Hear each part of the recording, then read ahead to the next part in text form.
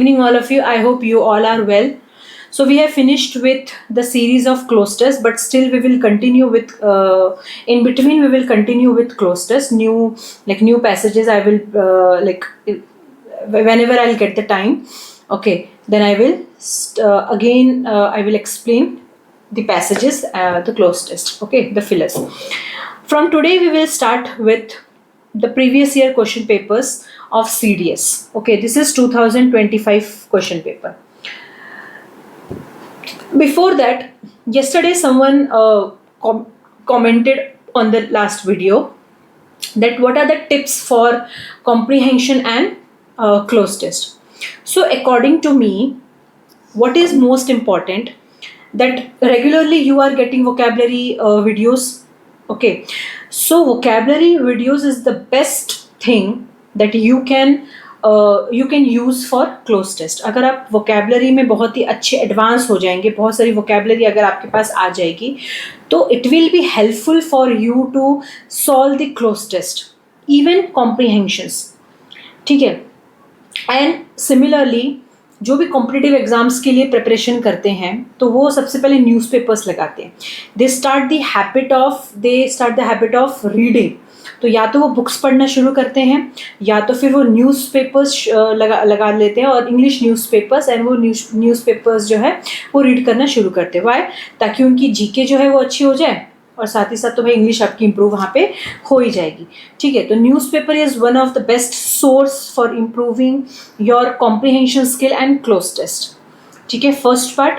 And second thing, that regularly watch the vocabulary videos. ठीक है, vocabulary videos जो है वो रेगुलरली वॉच करिए, क्योंकि बहुत सारे वोकेबलरी वीडियोज़ है, और बहुत सारे वर्ड्स आ जाते हैं उसमें. डेली बेसिस पे आप देख सकते हैं, डेली बेसिस पे वोकेबलरी के वीडियोज़ पोस्ट किए जाते हैं. उसके सिनोनिम्स है, उसके एंटोनिम्स है. जब आप रेगुलरली आप इनको देखेंगे, ठीक है, बहुत सारी वोकेबलरी जो है वो आप इकट्ठा कर लेंगे.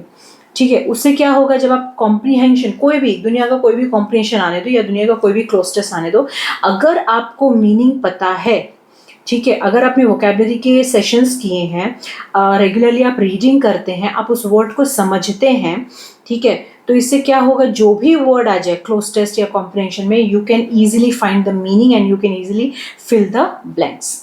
ठीक है. तो ये दो चीज़ है, ये दो टिप्स जो है मैं देना चाहूँगी कि आप रेगुलरली रीडिंग की प्रैक्टिस रखिए. आई नो कि टाइम नहीं मिलता है, बट स्टिल आप हाफ एन आवर आप निकाल सकते हैं सिर्फ रीडिंग के लिए. और वोकेबलरी तो रोज़ आता ही है, तो आपको आपने अपनी स्केड्यूल में आपने बनाया ही होगा कि इस टाइम पे मुझे ये करना है, इस टाइम पे ये करना है, इस टाइम पे ये वीडियो करना है. Okay, so according to me, this is the best thing which I can tell you that you can follow, and you can start doing it on a regular basis. So today let's start with solving the papers. It's 2025 CDS paper. So first is, let's read the question. Each of the sentences in the following items has an underlined word followed by 4 choices. ठीक है, you have 4 choices and 1 underlined word.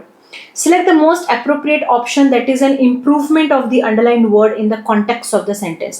Now the word has been underlined, but that word is wrong.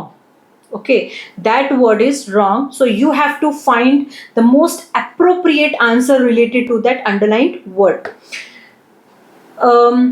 Okay, underline word in the context of the sentence and mark your response on the answer sheet accordingly. So you have to read the sentence carefully.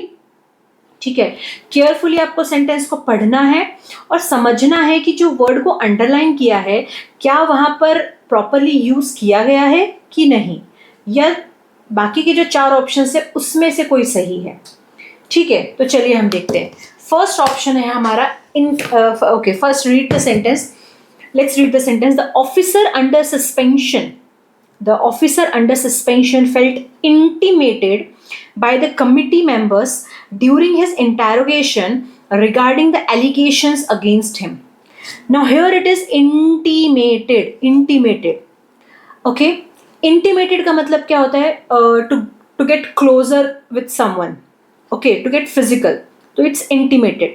But here when you read the sentence, यहाँ पे intimated word जो है वो appropriate नहीं है, because उसका use ही गलत तरीके से यहाँ पर किया गया, बिकॉज ये इंटीमेटेड जो यहाँ पर लिखा गया है उसका जो मीनिंग है वो बिल्कुल अलग है।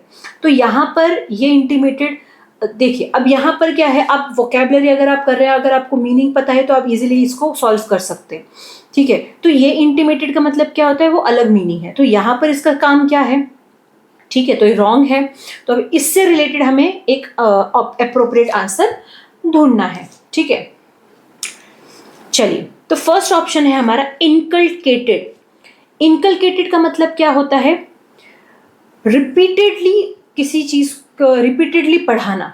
जैसे हम जब हम छोटे थे तो भाई हमें ABCD पढ़ाई जाती है, अल्फाबेट्स पढ़ाए जाते हैं, हमें क्या किया जाता है, वो रिपीटेडली हमको पढ़ाया जाता है, ठीक है, ड्रिल कराया जाता है कि, और इतना ड्रिल कराया जाता है कि भाई आज भी हमें कोई नींद से भी उठा के हमें पूछ ले कि भाई ABCD बोलना शुरू करो, तो भाई हम तुरंत बोल लेंगे, विदिन अ सेकेंड हम खत्म कर देंगे। क्यों भाई, क्योंकि बचपन से हमें इतना ड्रिल कराया गया है।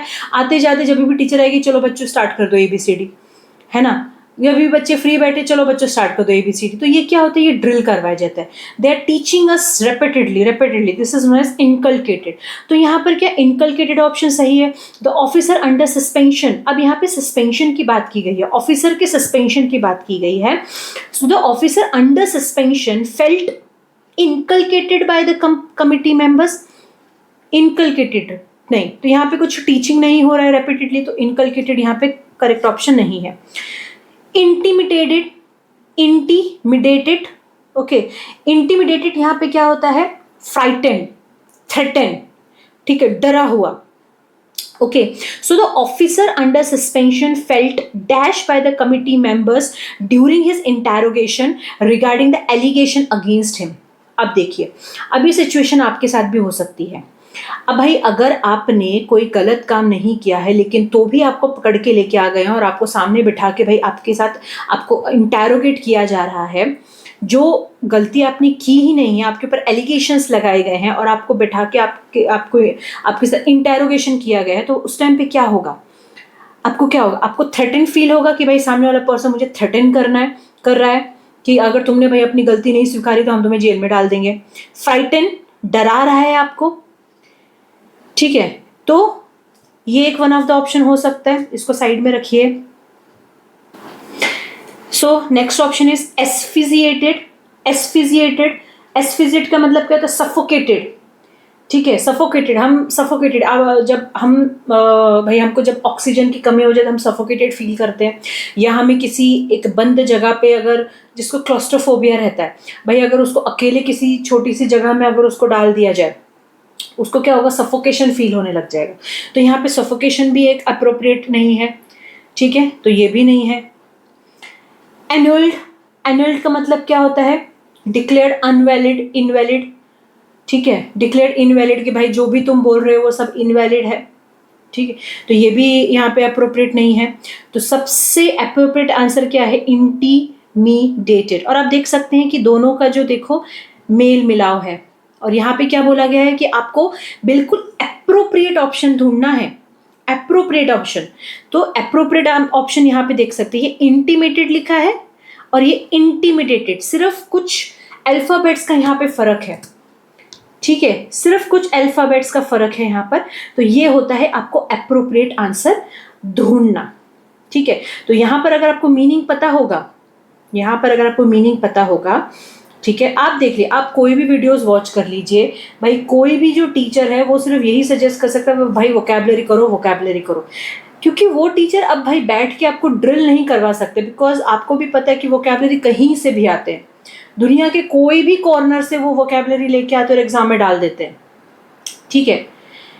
लेकिन कहीं ना कहीं तो हम कर पाएंगे, कहीं ना कहीं तो वो वर्ड सुना होगा हमने, या तो सिनोनिम में या तो एंटोनिम में, कहीं से तो वो क्लिक हो जाएगा, या मिलता जुलता कुछ तो हो जाएगा, ठीक है। इसलिए बोला जाता है कि करिए वोकैबुलरी, करिए रेगुलर बेस पे वोकैबुलरी करिए, कम से कम रेगुलर बेस पे 10 करिए, 25 करिए, बढ़ाते जाइए उसको, ठीक है। Yes, it is not possible कि भाई आप इतने 1000 2000 आप वोकैबुलरी अपने अंदर डाल दीजिए, नो, बट रेगुलर प्रैक्टिस अगर रहेगी तो आपको कभी तो क्लिक होगा, कुछ तो क्लिक होगा आपको, ठीक है। तो यहाँ पर आपको प्रॉपर आंसर है इंटीमिडेटेड, intimidated. चलिए नेक्स्ट आते हैं हम.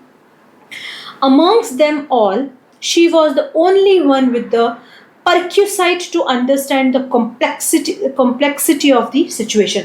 Perquisite. अब perquisite का मतलब क्या होता है भाई? ठीक है, perquisite का मतलब होता है पर्क्स, बेनिफिट्स. अब जो भाई गवर्नमेंट एम्प्लॉयज़ होते हैं, गवर्नमेंट एम्प्लॉयज़ को जो रहते हैं बहुत सारे पर्क्स होते हैं. पर्क्स मतलब बहुत सारे बेनिफिट्स होते हैं. क्या बेनिफिट्स होते हैं भाई? जो आर्मी पर्सनल जो रहते हैं उनको बहुत सारे बेनिफिट्स होते हैं. क्या बेनिफिट्स है भाई? उनकी कैंटीन की फैसिलिटीज़ होती है, रेशन की फैसिलिटीज़ होती है, देन क्वार्टर्स की फैसिलिटीज़ होती है, काफ़ी सारे पर्क्स हैं. वैसे अदर गवर्नमेंट एम्प्लॉयज़ जो उनको भी काफ़ी सारे पर्क्स है, पेंशन की फैसिलिटी होती है. ठीक है, तो ये सारी फैसिलिटी ये होती है पर्क्विसाइट. अब यहाँ पर आप समझिए कि अमॉन्ग्स देम ऑल, भाई जितने भी लोग थे, she was the only one with the dash. वो एक ही लड़की ऐसी थी जो कि understand the complexity of the situation.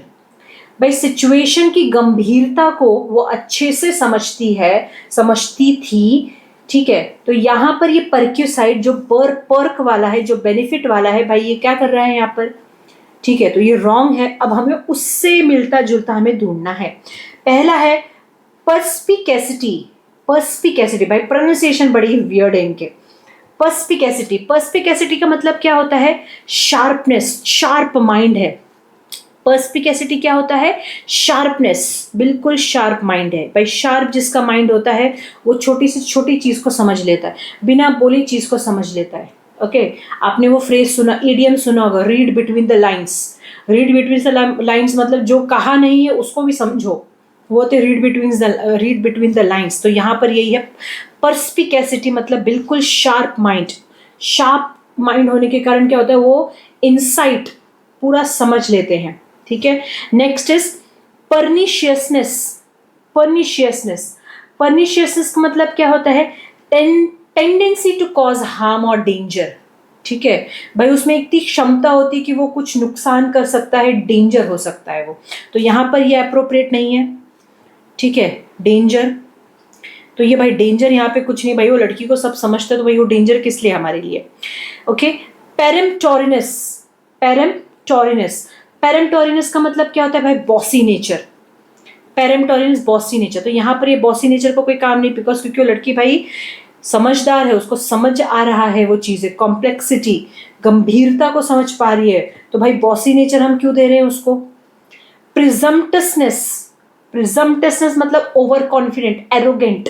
तो यहाँ पे भाई एरोगेंसी तो कुछ नहीं बात की कि भाई लड़की है, भाई 10 लोग हैं, 10 लोगों में से वो एक लड़की जो है वो गंभीरता को समझती है, सिचुएशन की गंभीरता को समझती है, हालात की गंभीरता को समझती है. तो भाई ओवर कॉन्फिडेंट तो यहाँ बात नहीं की गई है. तो आपका सही आंसर क्या है? पर्स्पिकेसिटी, जो कि है अंडरस्टैंड, शार्प माइंड है. पर्स्पिकेसिटी शार्प में. अब देखिए आप यहाँ पे सिमिलर भी होता है, पर्क्यूसाइट पर्स्पिकेसिटी, तो दोनों का देखो आप राइम देख सकते हो, दोनों राइम कर रहा है.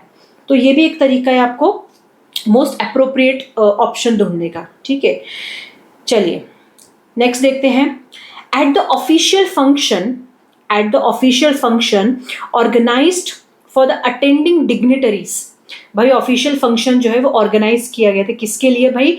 डिग्निटरीज के मतलब के लिए भाई, जो हाई पोस्ट है भाई, रिस्पेक्टेड पर्सन है, रिस्पेक्टफुल पर्सन है, उनके लिए भाई फंक्शन जो है ऑर्गेनाइज किया गया, ऑफिशियल फंक्शन जो है ऑर्गेनाइज किया गया था. Guest arrived in scrumptious attire for the banquet. Scrumptious attire, भाई अब ये सेंटेंस पढ़ के आप रिलेशन लगा सकते हैं कि भाई जब ऑफिशियल फंक्शंस जब ऑर्गेनाइज किया जाता है और यहाँ पे बोला गया कि भाई डिग्निटरीज आए थे, भाई बहुत ही बोलते ना प्राउड पीपल आए थे, बहुत ही रिस्पेक्टफुल पीपल आए थे. ठीक है, तो यहाँ पर बात किया गया उनके अटायर के बारे में. अटायर मतलब उनके कपड़ों के बारे में बात किया गया है, स्क्रम्पटियस अटायर. ठीक है, तो यहाँ पे अटायर के बारे में बात किया गया है. तो भाई ऑब्वियसली हम यहाँ पे एक पॉजिटिव सेंटेंस की तरफ जाएंगे कि भाई ऑफिशियल अगर फंक्शन ऑर्गेनाइज किया गया है तो भाई वो सूट बूट अच्छे खासे बोलते ना बहुत ही अच्छे फॉर्म में आएंगे.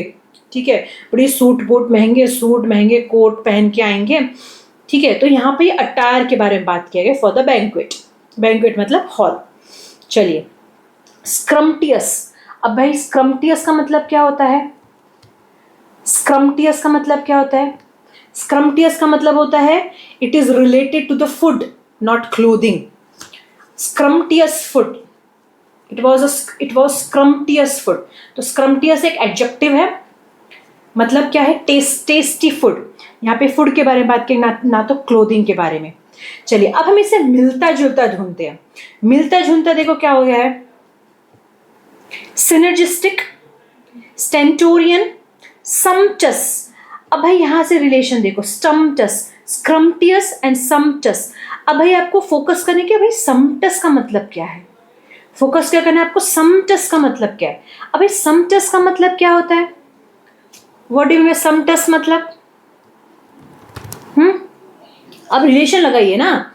ऑफिशियल फंक्शन है, ऑफिशियल फंक्शन में लोग कैसे आते हैं, बड़े ही डिसेंट कपड़ों में आते हैं, बड़े ही एलिगेंट कपड़ों में आते हैं. क्योंकि भाई यहाँ पे जो सेंटेंस बनाया गया है ये पॉजिटिव सेंटेंस है, नेगेटिव वे में बिल्कुल नहीं जा रहा है, बिल्कुल पॉजिटिव. ठीक है, हम यहाँ पे ये नहीं करें कि भाई ऑफिशियल फंक्शन था और जो लोग थे बड़े ही खराब कपड़े में, भले डिग्नेटरीज थे लेकिन तो भी उनके कपड़े ऐसे थे कि जैसे गांव से आए. नहीं, तो हम किसके बारे में बात करेंगे, एलिगेंट कपड़ों के बारे में बात करेंगे, बिल्कुल डिसेंट कपड़ों के बारे में बात करेंगे. इसे समटस का मतलब क्या होता है, देखिए इसी वर्ड से नया वर्ड बना है, स्क्रम्पटियस समटस. राइम हो रहा है, एप्रोप्रिएट बिल्कुल मैच हो रहा है, और हमको यहाँ बोला भी गया है कि बिल्कुल एप्रोप्रिएट आंसर ढूंढना है, आपको एप्रोप्रिएट ऑप्शन ढूंढना है. ठीक है, तो ये एक वन ऑफ द तरीका है कि आप भाई एक समझ सकते हैं. ठीक है, तो ये लॉजिक लगा के देखिए, वर्क करता है. अदर क्वेश्चंस भी आप सॉल्व करिए, बिकॉज ये वीडियोस तो चलते रहेंगे और मैं वीडियोस लेके आऊंगी, हम करते रहेंगे. लेकिन आप भी अगर कोई आपका सोर्स होगा जिस सोर्स से आप करते होंगे, क्योंकि जरूरी नहीं कि आप एक ही वीडियो पे डिपेंडेंट है. ठीक है, हर बच्चे का अलग अलग रहता है कि भाई मैं यहाँ से भी कर लूँ, मैं यहाँ से भी कर लूँ, मैं यहाँ से भी कर लूँ. ठीक है, तो अगर आपके और भी अदर सोर्सेज होंगे करने के, तो वहाँ पे भी अगर सॉल्व करेंगे तो ये लॉजिक लगा के देखिए, तो क्या ये लॉजिक वर्क कर रहा है वहाँ पर.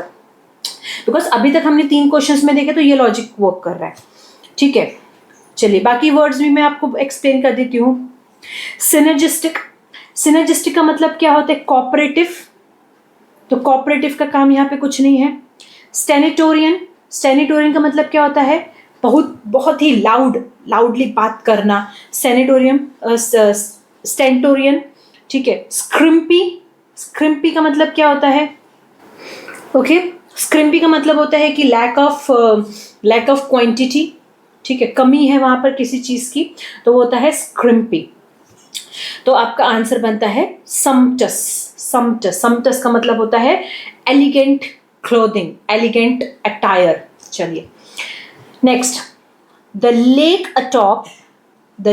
atop the mountain has always been the lair for the intrepid hikers.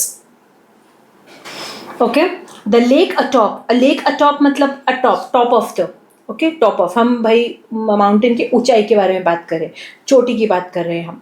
The lake atop the mountain has always been the lair for the intrepid hikers. Intrepid मतलब क्या होता है भाई, जिसके मन में डर नहीं रहता है, जो भाई जो पैराग्लाइडिंग करते हैं, जो एडवेंचर करने का बहुत चाह रखते हैं, तो भाई वो वही चाह रखते हैं भाई जिसको अंदर से डर नहीं लगता है. ठीक है, तो इंट्रेपिड हाइकर्स मतलब कौन होते हैं, पैदल चलने वाले, वॉकर्स. ठीक है, वॉकर्स. तो इंट्रेपिड मतलब फियरलेस. ठीक है, फियरलेस है इसलिए भाई वो माउंटेन चढ़ रहे हैं. भाई अगर फियर रहेगा, भाई मुझे तो बहुत डर लगता है तो मैं तो कभी ना चढ़ूँ माउंटेन, भाई मैं अपने घर में सुखी हूँ. ठीक है, मुझे डर लगता है ऊंचाई से, मैं पैराग्लाइडिंग कभी ना करूँ. क्यों भाई, मुझे डर लगता है, तो मुझे फालतू के एडवेंचर तो करने नहीं है. भाई जान प्यारी है तो सब कर सकते हैं हम, तो मैं तो ना करूँ. ठीक है, तो इंट्रेपिड हाइकर्स मतलब वॉकर्स, भाई बिना डरे जो है वॉक करते हैं, भाई बिना डरे जो है माउंटेन्स पे चढ़ते हैं. अब यहाँ पे बोला गया है लायर.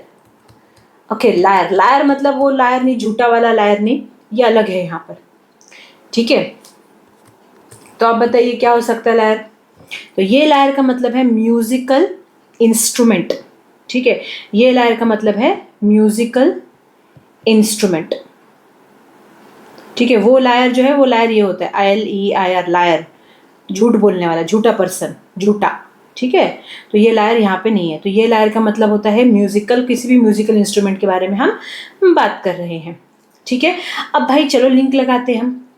चलिए, लायर लिंक नहीं हो सकता, लाइन नहीं हो सकता, लाइफ नहीं हो सकता, लर, लायर, लर, लायर, लर, it rhyming.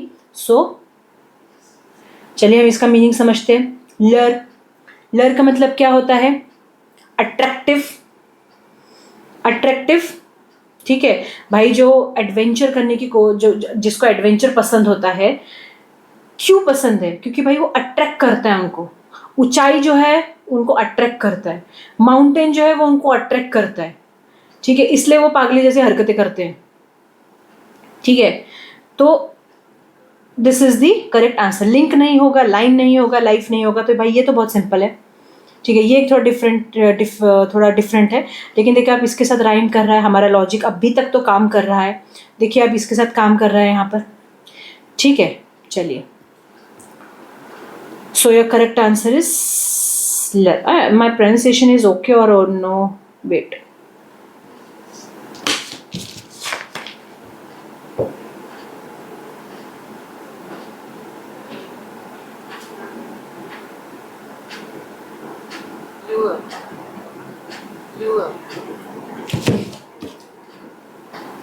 okay, so it's not lure, sorry, it's my bad, it's lure. Okay भाई, बड़े weird pronunciation, I'm very bad at pronunciation, but okay, मैं एक्सप्लेन कर सकती हूँ अच्छे से, बट pronunciation मुझे बड़ी गड़बड़ होती है, ठीक है. तो it's lure, it's lure. Okay, so pronunciation मुझे थोड़ी गड़बड़ होती है, but it was my mistake, it's not a lure, it's lure, ठीक है. चलिए, गलती तो होती रहती है, मुझसे हो जाती है, आपसे भी हो जाती है, कोई बात नहीं. चलिए next. The candidates went through an intensive instruction process before their absorption into the service. The candidates went through an intensive instruction. भाई अब जो कैंडिडेट्स, जैसे आप जब जाते हैं सीडीएस का पेपर देने, ठीक है भाई, बड़ी कठिन इंस्ट्रक्शंस दिए जाते हैं. भाई इधर बैठो, ये चेकिंग कराओ, वो चेकिंग कराओ, इंस्ट्रक्शंस. फिर जब एग्जाम क्लियर हो जाता है, फिर जब आप सेंटर पे जाते हैं, भाई वहाँ पे आपको इंस्ट्रक्शंस अलग मिलते हैं. अगर किसी ने एक्सपीरियंस किया होगा तो उसको पता होगा कितने ही इंटेंसिव इंस्ट्रक्शंस होते हैं फॉलो करने के लिए. तो अब देखते चलो यहाँ पे इंस्ट्रक्शन ये सही है कि नहीं है.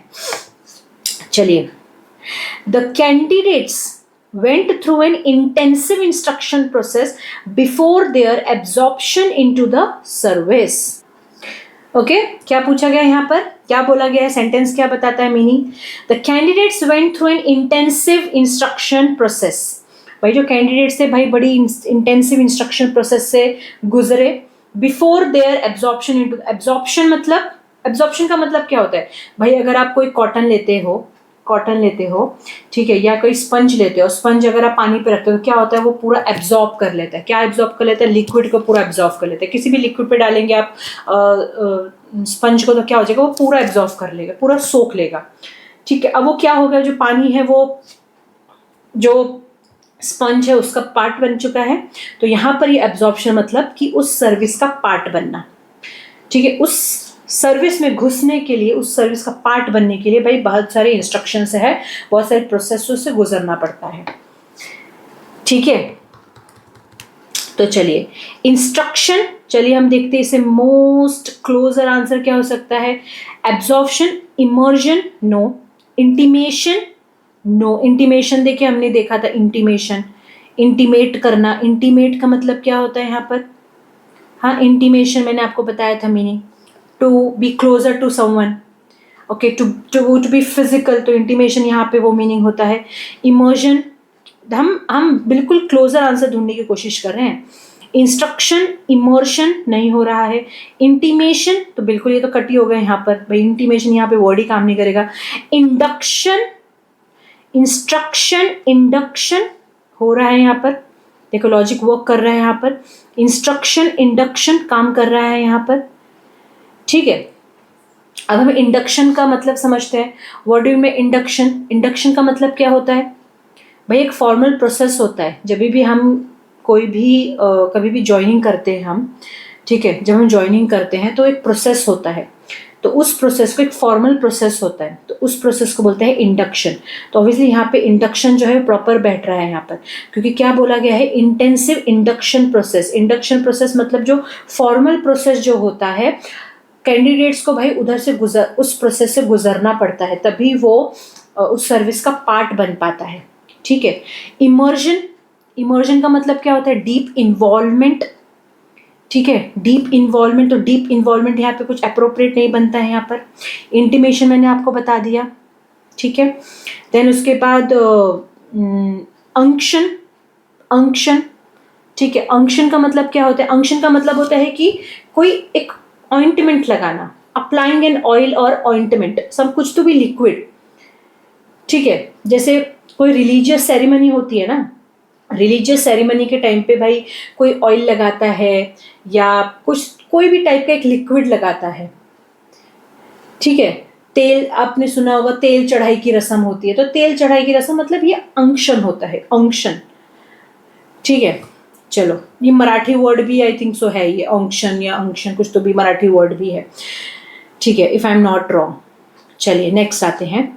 The officer memorandum directed personal, the officer memorandum directed personal to minimise, minimise का मतलब होता है कम करना, देयर कंजम्पशन, कंजम्पशन मतलब उसको कंज्यूम करना, consumption of office stationery by up to 20%, ठीक है। Okay, the office memorandum, office memorandum मतलब भाई एक रिटर्न रिकॉर्ड रहता है, ठीक है, एक रिटर्न रिकॉर्ड रहता है, एक स्टेटमेंट रहती है। तो भाई वहां पे डायरेक्ट किया गया, किसको डायरेक्ट किया गया? जो ऑफिस पर्सनल जो रहते हैं उनको डायरेक्ट किया गया। क्या किया गया? डायरेक्ट करके बोला गया है कि भाई मिनिमाइज करिए। क्या मिनिमाइज करिए? कंजम्पशन ऑफ ऑफिस स्टेशनरी, भाई ऑफिस में जो स्टेशनरी आपको प्रोवाइड की जा रही है भाई उसको कम करिए, उसका यूसेज जो है कम करिए। कितने से कम करिए? 20% से कम करिए, ठीक है भाई। ये हमारी इंडियन टेंडेंसी होती है भाई, जब हमें कुछ फ्री का मिलता है ना तो हम क्या करते हैं, हम ऑफिस में यूज़ तो करते ही करते हैं, साथ में हम उसको घर में भी पैक करके लेके जाते हैं, ठीक है। तो ये हमारी ह्यूमन टेंडेंसी है, ठीक है। तो इसलिए भाई यहाँ पे बोला गया है कि ऑफिस स्टेशनरी को 20% से उसको कम करिए। चलिए अब हम इससे मोस्ट अप्रोप्रिएट आंसर ढूंढने की कोशिश करते हैं, ठीक है। अब मिनिमाइज का मतलब हमें पता है, मिनिमाइज का मतलब क्या बोला गया यहाँ पे? रिड्यूस। अब यहाँ पे रिड्यूस आपको डायरेक्ट आंसर मिल चुका है, ये रहा रिड्यूस, ठीक है। अब यहाँ पे जो हम अभी तक जो लॉजिक फॉलो कर रहे थे, यहाँ पे वो लॉजिक फॉलो क्यों नहीं किया? देखा, अब यहाँ पे डायरेक्ट देख सकते हैं मीनिंग दे दिया गया है। यहाँ पर मिनिमाइज का सीधा मतलब यहाँ पे दे दिया गया है रिड्यूस।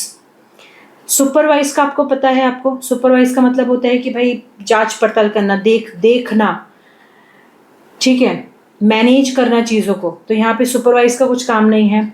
सरमाइज, सरमाइज का मतलब क्या होता है? गेस करना, ठीक है भाई, तुक्के मारना। तुक्के क्या मारना कि शायद भाई ऑफिस स्टेशनरी जो है बहुत ही ज़्यादा यूज़ हो रहा है तो इतने % से कम करिए, तुक्के मारना। लोअर करना नहीं, क्यों? लोअर भी हो सकते हैं, लेकिन सबसे अप्रोप्रिएट आंसर क्या होता है? रिड्यूस करना, कम करना, ठीक है। तो यहाँ पे बिल्कुल मीनिंग दे दिया गया है, इसलिए हमारा जो लॉजिक है वो यहाँ काम नहीं किया।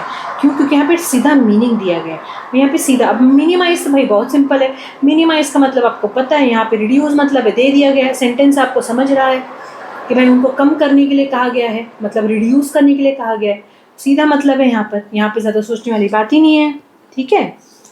चलिए, तो आपका सही आंसर है रिड्यूस। चलिए नेक्स्ट आते हैं हम। The announcement of an unexpected bonus, the announcement of an unexpected bonus led to great tumult among the staff, tumult among the staff, ठीक है। ट्यूमल्ट, ट्यूमल्ट का मतलब क्या होता है? ट्यूमल्ट का मतलब होता है कि इट्स अ नॉइजी। ओके, अब आपने कभी अगर खुद एक्सपीरियंस किया होगा, यू नो, जब व्हेन वी आर कंफ्यूज में जब हम चिल्लाते हैं, जब हम कंफ्यूज रहते हैं, सो उस कंफ्यूजन में जब हम चिल्लाते हैं तो उसे हम कहते हैं ट्यूमल्ट। अब यहाँ पे क्या बोला गया? बिल्कुल जितना डीप सोच सकते हैं उतना डीप सोचने की कोशिश करिए। The announcement of an unexpected bonus, क्या बोला गया? अनएक्सपेक्टेड, भाई एक्सपेक्टेड ही नहीं था और आपको अनाउंस कर दिया कि भाई तुम्हें बोनस मिलेगा, तो भाई आप कंफ्यूज हो गए, ये ऐसा कैसा हो गया? भाई कंपनी में इतने सालों से भाई बोनस अनाउंस नहीं किया गया, ये अचानक से क्या हो गया? अचानक से बोनस कैसे भाई अनाउंस कर दिया? आप क्या हो गए? आप कंफ्यूज हो गए, आप उस कंफ्यूजन में आप चिल्ला रहे हैं, ठीक है भाई। ग्रुप ऑफ पीपल है, कंफ्यूज है वो, और कंफ्यूज में जो आप एक्सप्रेशन दे रहे हैं, आप जो भाई ना खुश है ना दुखी है, तो वो वाली जो फीलिंग होती है ना, वो होता है tumult. Led to great tumult among staff, भाई कंफ्यूज्ड है तो वो उनको समझ नहीं रहा है कि भाई अब हम यहाँ खुश होए कि हम दुखी होए, ठीक है। क्योंकि भाई दुख इसलिए क्योंकि आज तक ऐसा हुआ है, तो भाई ऐसा क्या हो रहा है, कुछ तो झोल है या कुछ तो हमसे काम करवाने वाले, इसलिए भाई ये अनाउंसमेंट हुआ है, ठीक है। खुश इस बात के चलो भाई हमें बोनस मिल रहा है, तो भाई दोनों मिक्स फीलिंग है। तो मिक्स फीलिंग जो हमको जब रहती है, ना हम खुश हो पा रहे हैं ना हम दुख हो पा रहे हैं, दुखी हो पा रहे हैं, तो यह है ट्यूमल्ट, यह है ट्यूमल्ट, ठीक है। अब हम चलिए आते हैं ऑप्शन पे। ऑप्शन है मैरीमेंट। मैरीमेंट का मतलब क्या होता है, सेलिब्रेशन। अब मैंने आपको ट्यूमल्ट का मतलब क्या बता दिया आपको, ठीक है, कि कंफ्यूज है, कंफ्यूजन है, यहाँ पर कंफ्यूजन है। तो मैरीमेंट का मतलब क्या है, सेलिब्रेशन, तो ये नहीं बनेगा क्योंकि भाई सेलिब्रेट नहीं कर पा रहे वो, क्योंकि कंफ्यूज है, क्योंकि अनएक्सपेक्टेड अनाउंसमेंट हुआ है। ट्रेपिडेशन, ट्रेपिडेशन का मतलब है फियर, नर्वस, फियर है, नर्वस है, तो यहाँ पर ये काम नहीं आएगा। फियर भाई नर्वस नहीं है, नर्वस नहीं है यहाँ पर, फियर डरे हुए नहीं है भाई, मिक्स फीलिंग है, ठीक है। अपहीवल, अपहीवल का मतलब क्या होता है, क्योस, डिस्टर्ब हो गए हैं वो, ठीक है। अपहीवल का मतलब होता है भाई आप समझ में नहीं आ रहा हम क्या करें, खुश रहें कि दुखी रहें, ठीक है। तो क्योस का माहौल यहाँ पे क्रिएट हो चुका है, ठीक है। अप्रोर, अप्रोर का मतलब जोर जोर से चिल्लाना, भाई पागल तो नहीं है यहाँ पर जो जोर जोर से चिल्लाएंगे, है ना। मैंने आपको ट्यूमल्ट का मतलब बताया कि भाई मिक्स फीलिंग है, तो भाई मिक्स फीलिंग है, तो जब हमको मिक्स फीलिंग रहती है तो हम ऐसे अप्रोर तो नहीं करते, पागलों से चिल्लाना तो नहीं शुरू कर देते, हमें भाई हम खुद कंफ्यूज है कि हम हंसे कि रोए, ठीक है। तो यहाँ पे सबसे अप्रोप्रिएट आंसर आपका है अपहीवल, ठीक है, अपहीवल, ठीक है। देखिए हम जहां तक वो लॉजिक काम कर सके वहां तक हमारा काम किया, लेकिन अब यहाँ पर क्या है ना, यहाँ पे उनका डायरेक्टली मीनिंग दिया गया है, ठीक है। यहाँ पे डायरेक्ट ऑपोजिट मीनिंग या तो फिर सिनोनिम दिया गया। देखिए ये काम आता है वोकैबुलरी का यहाँ पर। अब यहाँ पे देख सकते हैं मिनिमाइज, रिड्यूस, ये सिनोनिम दिया गया है, ठीक है। ट्यूमल्ट, अपहील, यहाँ पे क्या किया, ये भी सिनोनिम दिया गया है, ठीक है। तो ये काम आते हैं सिनोनिम, एंटोनिम। चलिए नेक्स्ट आते हैं the scurrilous. The scurrilous remarks in the article, the scurrilous remarks in the article were met with great joy by the leadership of the company. Okay, what do you mean by scurrilous? Scurrilous, what do you mean by scurrilous? Think about that. चलिए, स्क्यूरिलस का मतलब होता है, स्क्यूरिलस का मतलब होता है कि भाई किसी के ऊपर ऐसे फॉल्स क्रिटिसाइज करना, ठीक है। भाई हमारी हैबिट होती है, हमारी हैबिट होती है कि भाई हम क्या करते हैं ना, हम सामने वाले को समझते नहीं है और हम क्या करते हैं, हम ऐसी गलत वलत क्रिटिसाइज करना शुरू कर देते हैं।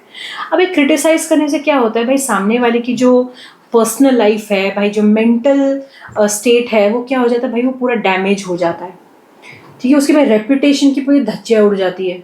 क्यों भाई, हमें भाई उस पर्सन के बारे में पता नहीं है, लेकिन हम क्या कर रहे हैं, हमारे अजम्पशंस पे हम क्या कर रहे हैं, हम उसको ऐसे फॉल्सली हम क्या कर रहे हैं, क्रिटिसाइज करना शुरू कर देते हैं। भाई तेरा काम अच्छा नहीं है, तू ऐसे करता है वैसे करता है। भाई समझने की तो कोशिश करिए उसको, ठीक है। समझेंगे तभी तो कॉर्पोरेट कर पाएंगे, ठीक है। नहीं, लेकिन हम क्या करते हैं, हम शुरू हो जाते हैं रिमार्क्स देना, ठीक है। हम नहीं सोचते कि भाई वो पर्सन किस हालातों से आया है, उसका मेंटल स्टेट क्या है। तो इससे क्या होता है भाई, उस पर्सन की रेपुटेशन की भी धज्जियाँ उड़ जाती है और मेंटल स्टेट की धज्जियाँ उड़ती है, ठीक है। तो स्क्यूरिलस का मतलब होता है अब्यूजिव। अब्यूजिव मतलब फॉल्स क्रिटिसाइज करते हैं हम, एक तरह का वो अब्यूजिव ही हो गया, ठीक है। हम अब्यूज ही कर रहे हैं उसको। भाई अगर आप किसी को गलत इल्ज़ाम लगा रहे हो, गलत उसको क्रिटिसाइज कर रहे हो, तो क्या हो गया, वो अब्यूज ही कर रहे हो ना आप उसको, ठीक है। अब यहाँ पे आप सेंटेंस पढ़िए तो समझिए। The scurrilous remarks in the article were met with great joy. अब यहाँ पे ग्रेट जॉय के बारे में बात किया गया है, by the leadership of the company. भाई अब ग्रेट जॉय है मतलब पॉजिटिव है, और ये क्या दिया गया है, ये नेगेटिव दिया गया है। तो यहाँ पे कुछ तो भी एक पॉजिटिव आना चाहिए, ठीक है। यहाँ पे क्या आना चाहिए, यहाँ पे पॉजिटिव आना चाहिए, तभी तो ये सेंटेंस को कंप्लीट कर पाए। क्योंकि आगे आप सेंटेंस पढ़ेंगे तो भाई यहाँ पे ग्रेट जॉय के बारे में बात किया गया है, बाय द लीडरशिप कंपनी। भाई ऐसा कुछ तो भी रिमार्क उसको दिया होगा कि भाई वहाँ पे ग्रेट जॉय मतलब बहुत ही खुशी का माहौल वहाँ पर बन गया है, ठीक है। The scurrilous remarks in the article were met with great joy. भाई ऐसा एक पॉजिटिव रिमार्क ठीक है, जो कि एक बिल्कुल खुशी का माहौल जो है वो क्रिएट हो गया। किसके द्वारा क्रिएट हो गया? लीडरशिप ऑफ द कंपनी, भाई कंपनी के लीडर द्वारा एक खुशी का माहौल जो है वहाँ पे क्रिएट हो गया। क्यों? क्योंकि उसने कुछ तो भी एक पॉजिटिव रिमार्क दिया है यहाँ पर। लेकिन ये स्क्यूरिलस का मतलब यहाँ पे नेगेटिव रिमार्क है, अब्यूजिव रिमार्क है, फॉल्स क्रिटिसिज्म है, ठीक है। तो ये स्क्यूरिलस हटा के मैं एक पॉजिटिव रिमार्क डालें, क्योंकि सेंटेंस ही पूरा पॉजिटिव बना हुआ है, ठीक है। अगर सेंटेंस नेगेटिव होगा तो आपको नेगेटिव वाला ही ऑप्शन ढूंढना है। सेंटेंस अब यहाँ पे भाई पॉजिटिव है, हमें पॉजिटिव वाला ही रिमार्क्स ढूंढना है यहाँ पर, ठीक है। तो हम स्क्यूरिलस देखते हैं, हम देखते हैं लॉडिटरी। ओके, लॉडिटरी का मतलब क्या होता है भाई? प्रेज करना। क्या करना? किसी को प्रेज करना, ठीक है। नेक्स्ट देखते हैं रेविलिंग। रेविलिंग का मतलब क्या होता है भाई? क्रिटिसाइज करना। देखिए स्क्यूरिलस और रेविलिंग ये क्या हो गए? ये सिनोनिम हो गए, ठीक है। क्रिटिसाइज तो ये हम ऑप्शन नहीं, क्योंकि भाई हमें ये हटाना है, स्क्यूरिलस को हमें हटाना है, तो भाई इसको भी हटा ही दो यहाँ से, क्योंकि स्क्यूरिलस का ये क्या है? सिनोनिम बन रहा है यहाँ पर। रेविलिंग क्या होता है? क्रिटिसाइज करना, ठीक है। Criticise with abusive languages, abusive language, तो भाई इसको भी हटा दो, क्योंकि इसको भी हटा दो, क्योंकि दोनों नेगेटिव हमें हटाना है, ठीक है। निकाल के बाहर फेंकना है हमें इसको। स्कैथिंग, स्केथिंग या स्कैथिंग, इसका मतलब क्या होता है? Harshly critical, harshly critical, again ये वापस क्रिटिसाइज वाला काम आ गया यहाँ पर। अपब्रेडिंग, अपब्रेडिंग का मतलब क्या होता है? स्कोल्ड करना, चिल्लाना। भाई अगर यहाँ पे इंसान को चिल्लाया जाएगा तो भाई उसको खुश थोड़ी ना होगा, ठीक है, खुश थोड़ी ना होगा। तो आपका सही आंसर क्या है? लॉडिटरी। लॉडिटरी का मतलब क्या होता है? प्रेज करना, खुशी मनाना, उसकी तारीफ करना, है ना। भाई हमारी कोई तारीफ करते तो हम क्या करते हैं? हम तो भाई क्लाउड 9 पे पहुंच जाते हैं, क्लाउड 9 पे पहुंच जाते हैं ना, वो इंडियन फ्रेज है ना, आई वॉज ऑन क्लाउड 9। भाई जब मेरी मम्मी ने मेरी तारीफ की या फिर मेरे फ्रेंड ने जब मेरी तारीफ की तो मैं तो भाई हम सातों आसमान बोलते हैं, लेकिन भाई जब ईडीएम फ्रेज करते तो क्लाउड 9 हम बोलते हैं, ठीक है। चलिए, तो आपका सही ऑप्शन क्या है? लॉडिटरी। नेक्स्ट आते हैं, नेक्स्ट है आपका his inappropriate behavior on plaudits from his colleagues। Again देखिए सेंटेंस को समझिए। his inappropriate behavior, क्या बोला गया है? inappropriate behavior, मतलब उसका बिहेवियर जो भाई अच्छा नहीं है, वो inappropriate है, ठीक है, inappropriate है। on plaudits from his colleagues, मतलब ये plaudits जो है ये कुछ तो भी नेगेटिव दिया गया है यहाँ पर, क्योंकि यहाँ पे inappropriate behavior के बारे में बात किया गया है, ठीक है। इनअप्रोप्रिएट बिहेवियर के बारे में बात किया गया है यहाँ पर, ठीक है। तो यहाँ पे जो प्लॉडिट्स यूज किया या तो फिर वो नेगेटिव है या तो फिर पॉजिटिव है। चलिए हम देखते पहले प्लॉडिट का मतलब क्या होता है। तो यहाँ पे आप पहले समझिए कि ये जो सेंटेंस है वो नेगेटिव है, ठीक है। सेंटेंस जो है वो नेगेटिव है यहाँ पर, ओके। तो आपको याद रखना है जब सेंटेंस नेगेटिव है तो आपको जो वर्ड आप ढूंढेंगे वो वर्ड भी आपका नेगेटिव ही होना चाहिए, क्योंकि यहाँ पे इनअप्रोप्रिएट बिहेवियर के बारे में बात किया गया है। तो his inappropriate behaviour earn plaudits from his colleagues, भाई उसके इनअप्रोप्रिएट बिहेवियर के कारण उसने कुछ तो भी अर्न किया है कलीग से। क्या अर्न किया है वो हम नेगेटिव ही देखेंगे, ठीक है। प्लॉडिट्स का मतलब क्या होता है? प्लॉडिट का मतलब होता है पॉजिटिव आंसर। पॉजिटिव का मतलब होता है प्रेज करना, तारीफ करना। तो भाई इनअप्रोप्रिएट बिहेवियर अगर हमारा रहेगा तो भाई हमें तो तारीफ तो मिलने वाली है नहीं, भाई हमें तारीफ नहीं मिलने वाली है। तो प्लॉडिट यहाँ पे बिल्कुल गलत है, ठीक है। ये पॉजिटिव है, नेगेटिव सेंटेंस है, पॉजिटिव वर्ड यूज़ किया गया। चलिए हम ऑप्शन देखते हैं। ये है सेंक्टिमोनियसनेस। सेंक्टिमोनियसनेस का मतलब क्या होता है? Pretending to be morally superior. भाई हम खुद को भाई हम बहुत ही सुपीरियर समझने की कोशिश करते, भाई होते हैं हमारे ग्रुप में कोई तो भी एक पर्सन ऐसा होता है जो खुद को भाई एक एक्स्ट्राऑर्डिनरी समझता है, एक्स्ट्राऑर्डिनरी सोचता है भाई मैं सबसे ज़्यादा नॉलेजेबल पर्सन हूँ, भाई मैं सबसे रिच पर्सन हूँ, मेरे को सब पता है। वो अपने आप को ही अपनी ही दुनिया में रहता है, वो अपनी ही तारीफ में रहता है, ठीक है। तो ये है सेंक्टिमोनियसनेस, तो ये नहीं है बिल्कुल यहाँ पे आंसर। ट्रियम्फ, ट्रियम्फ का मतलब यार अगेन क्या होता है? प्रेज करना। ट्रियम्फ, ट्रियम्फ मतलब क्या होता है? तारीफ करना, तारीफों की पुल बांधना। तो ये दोनों क्या है? राइम कर रहे हैं यहाँ पर, सॉरी सिनोनिम्स है यहाँ पर ये दोनों, ठीक है, सिनोनिम है यहाँ पर। ट्रियम्फ मतलब कि ग्रेट विक्ट्री और सक्सेस, तो यहाँ पे ये दोनों है। एप्रोब्रियम, ऑप्रोब्रियम, ऑप्रोब्रियम का मतलब क्या होता है? हार्श क्रिटिसाइज, हार्श क्रिटिसाइज करना, criticise, criticism, harsh criticism. Banter, banter का मतलब क्या होता है? बेंटर का मतलब होता है टीजिंग, किसी को भाई छेड़ना, ठीक है, शब्दों से छेड़ना, टीजिंग। भाई यहाँ पे टीजिंग नहीं आएगा, यहाँ पे क्या आएगा? His inappropriate behaviour earn opprobrium from his colleagues. क्यों भाई? Harsh criticism. उसका इनएप्रोप्रिएट बिहेवियर है तो भाई कलीग्स उसको क्या मिलेगी? उसको तारीफ तो मिलेगी नहीं, उसको भी सेम चीज़ें मिलेगी। जैसा वो इनएप्रोप्रिएट बिहेवियर लेके घूम रहा है तो भाई कलीग भी तो भाई वैसे ही बिहेव करेंगे उसके साथ। भाई तू आके हमें, अगर सामने वाला पर्सन आके आपको थप्पड़ मार के जा रहा है तो अब भाई गांधी जी के से दूसरा गाल तो देंगे नहीं भाई, वो ज़माना तो चला गया। अब भाई जो गांधी जी के जो भाई जो भी उसूल थे वो तो हम नहीं फॉलो करते। अब हमारे में इतनी भाई क्षमता भी नहीं, हमारी में ताकत भी नहीं कि भाई एक थप्पड़ कोई मारे तो हम दूसरा गाल दे दे उसको, है ना? ठीक है, हम संजू बाबा तो है नहीं।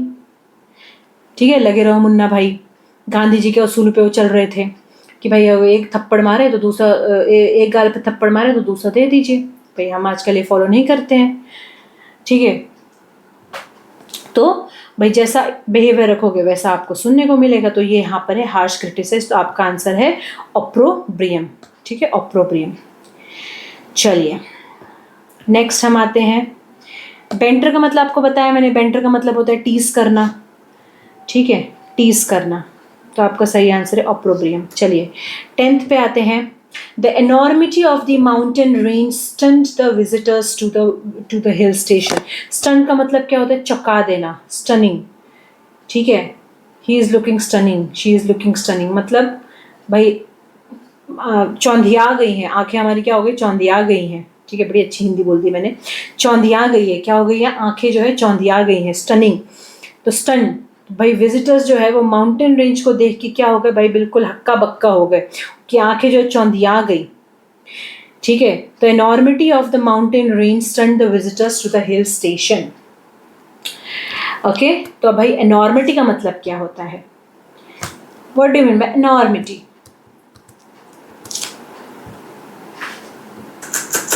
ठीक है, क्या बोला गया यहाँ पर? एनॉर्मिटी। अब एनॉर्मिटी का मतलब क्या होता है भाई? Huge size, huge size, great size. ठीक है, ये होता है एनॉर्मिटी। अब भाई हमें बोला गया आपको मोस्ट एप्रोप्रिएट आंसर ढूंढना है। अब यहाँ पे मुझे पता चल गया एनॉर्मिटी का मतलब क्या होता है, ह्यूज साइज है, एनॉर्मस। तो भाई अब मुझे वैसा ही ढूंढना है।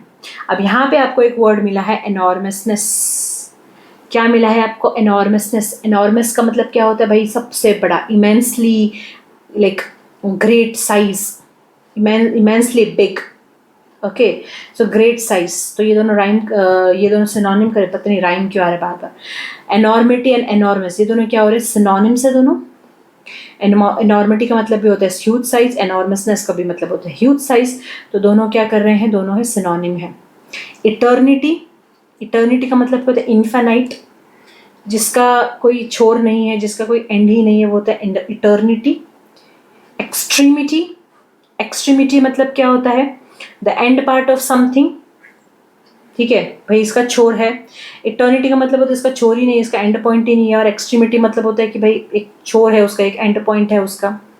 ठीक है, देन एक्सट्रीमिटी, देन सिम्युलेक्रम, सिम्युलेक्रम, सिम्युलेक्रम, सिम्युलेक्रम। ठीक है, इसका मतलब क्या होता है? Creating an image. आपके साथ भी ऐसा होता होगा, आप ना एक पर्सन के लिए ना एक इमेज क्रिएट कर लेते हैं। ठीक है, उसने कोई भी एक्शन किया या उसने कोई भी एक्ट किया तो हम क्या करते हैं? हम उसके लिए एक इमेज क्रिएट कर लेते हैं और फिर हम उसको वैसे ही रिप्रेजेंट करते हैं। ठीक है, तो ये है सिम्युलेक्रम। तो भाई यहाँ पे इनका कोई काम नहीं है, तो इसका यहाँ पे काम किसका है? इसका है, एनॉर्मस का। बिकॉज एनॉर्मिटी का मतलब होता है ह्यूज साइज, एनॉर्मस का भी मतलब होता है ह्यूज साइज। ठीक है, चलिए चलिए अब हम जाते हैं नेक्स्ट वाले क्वेश्चन पर। अब हमारा जो नेक्स्ट क्वेश्चन है वो है स्पॉटिंग द एरर। ठीक है, क्या है हमारा? Spotting the error. First question है the acquisition of abetment to the crime that had been leveled at him was eventually not proven in court. क्या बोला गया यहाँ पर?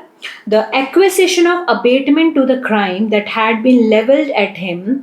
लेवल्ड का मतलब क्या है यहाँ पर? लेवल्ड का मतलब है जो आरोप जो है उसके ऊपर लगाए गए थे, उस पर्सन के ऊपर जो लगाए गए थे. एक्विजिशन का मतलब क्या होता है? आरोप. आरोप जो है भाई क्राइम का जो उस पर्सन के ऊपर लगाए गए थे वो कोर्ट में जो है वो प्रूफ नहीं हो पाए. ठीक है, अब हम यहाँ पे एरर ढूंढना है हमें. The acquisition of abatement to the crime that had been leveled at him. ठीक है, ये तो राइट है. had been leveled at him ये सही है. was eventually not proven in the court, in court ये भी सही है. ठीक है, अब हमें यहाँ पे प्रॉब्लम क्या है? प्रॉब्लम आपको एक देखना है. देखिए, जब आप स्पॉटिंग द एरर्स करते हैं ना तो उसमें बहुत सारी चीज़ों का ध्यान देना है. इवन आपको स्पेलिंग मिस्टेक्स का भी ध्यान देना है. स्पेलिंग से क्या होता है ना भाई, एक भी अल्फ़ाबेट यहाँ से वहाँ हुआ ना तो क्या होता है, मीनिंग पूरा बदल जाता है. अब यहाँ पे देखिए, एक्विजिशन की स्पेलिंग बराबर है. दिक्कत कहाँ है यहाँ पे? अबेटमेंट में. ठीक है, यहाँ पे जो ये अबेटमेंट लिखा गया है, अबेटमेंट का मतलब यहाँ पे क्या होता है? रिड्यूस करना, रिडक्शन. चाहे वो टेक्स्ट हो जाए, चाहे आपकी जो नॉइज है, जब चिल्ला रहे हैं, बहुत चिल्ला के बातें कर रहे हैं तो आपको बोलेंगे अबेट योर वॉइस. ठीक है, abate your voice, abate the noise, मतलब कम करिए.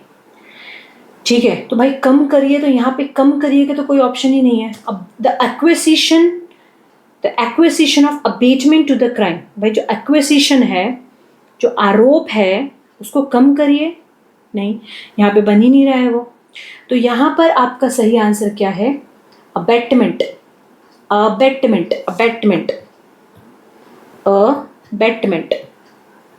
स्पेलिंग देखिए. ठीक है, थोड़ा सा बस फर्क है, लेकिन मीनिंग देखो पूरा चेंज हो गया है यहाँ पर. तो ये अबेटमेंट का मतलब होता है, ठीक है, एनकरेज करना. एनकरेज किस लिए करना? To commit a crime. ठीक है, so the acquisition of abetment means encouragement to commit a crime. ठीक है, encouragement to commit a crime that had been leveled at him was eventually not proven in court. तो यहाँ पे आपका सही answer है अबेटमेंट. ठीक है, ये है अबेटमेंट और ये है अबेटमेंट. ठीक है, यहाँ पे देखिए स्पेलिंग का बस अंतर है. अब ये भाई तभी आ सकता है जब आप भाई एक्सपर्ट है वोकैबुलरी में, बहुत सारे वर्ड्स आपको पता है, तब आपको पता हो सकता है कि हाँ भाई ये तो गलत है. यहाँ पर ये अबेटमेंट का मतलब तो अलग होता है. यहाँ पे ये रिड्यूस ऑफ टैक्सेस और रिड्यूस ऑफ नॉइज यहाँ पे क्या करा है एक्विजिशन के साथ. ठीक है, चलिए अब हम नेक्स्ट पे आते हैं. The unintentional mistakes. देखिए, मैंने आपको पहला क्या बताया? मैंने आपको बताया है कि आपको पहले तो स्पेलिंग मिस्टेक्स के ऊपर ध्यान देना है. ठीक है भाई, स्पेलिंग्स यहाँ से वहाँ तो नहीं है. सेकंड, आपको सब्जेक्ट वर्ब अग्रीमेंट पे ध्यान देना है. सिंगुलर और प्लूरल पे ध्यान देना है. ये जब मैंने पार्ट्स ऑफ जब आप पार्ट्स ऑफ स्पीच करते हैं तब आपको ध्यान रखना है कि भाई रूल्स वगैरह जब आप करते तो उसमें भाई subject verb agreement, singular plural, कौन सा वर्ब किसके साथ, सिंगुलर के साथ कौन सा वर्ब, प्लूरल के साथ कौन सा वर्ब. ठीक है, ओके. अगर आपको पर्सनल गाइडेंस चाहिए regarding the rules and all, ठीक है, तो इस वीडियो के एंड में ठीक है, आप ये देख सकते हैं. अगर आपको पर्सनल अटेंशन चाहिए, अगर आपको पर्सनल कोचिंग चाहिए इससे रिलेटेड, तो आप इस नंबर पे कांटेक्ट कर सकते हैं. ठीक है, तो भाई यहाँ पर ऑलरेडी क्लासेस चालू हो चुकी हैं. यहाँ पे अलग से वीडियोस डाले जाते हैं जिसमें अलग से सिर्फ रूल्स कराए जाते हैं. तो रूल्स जो है ये भाई स्पॉटिंग द एरर्स के लिए बहुत ही यूज़फुल है. तो इंग्लिश के भाई लगभग पार्ट्स ऑफ स्पीच के ऑलमोस्ट सारे रूल्स कवर हो चुके हैं. ठीक है, आर्टिकल हो चुका है. अब धीरे धीरे हम वहाँ पे स्पॉटिंग द एरर्स लेके आएंगे और फिर उसको कराएंगे. चलिए, the unintentional mistakes made by the clerical staff was overlooked by the officer. ठीक है, चलिए अब यहाँ पे एरर देखिए. The unintentional mistakes. अब मिस्टेक्स यहाँ पे क्या है? प्लूरल में है.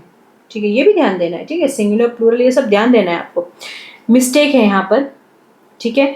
मेड बाय, अब ये तो भाई मिस्टेक है, अब ये मिस्टेक क्या है, ये एक नाउन है, ठीक है, ये नाउन है, मिस्टेक है, अनकाउंटेबल नाउन है, अनइंटेंशनल है, ये है द अनइंटेंशनल, अनइंटेंशनल मतलब एडजेक्टिव है ये, ठीक है। मिस्टेक भाई इंटेंशनली नहीं किया, अनइंटेंशनली किया, तो भाई यहाँ पे क्वालिटी बताई गई है, यहाँ पर भाव बताया गया है यहाँ पर, ठीक है।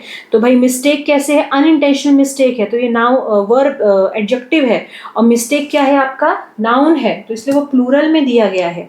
So the unintentional mistakes made by the clerical staff, ठीक है, मेड बाय क्लरिकल स्टाफ यहाँ पे ठीक है, was overlooked by the officer.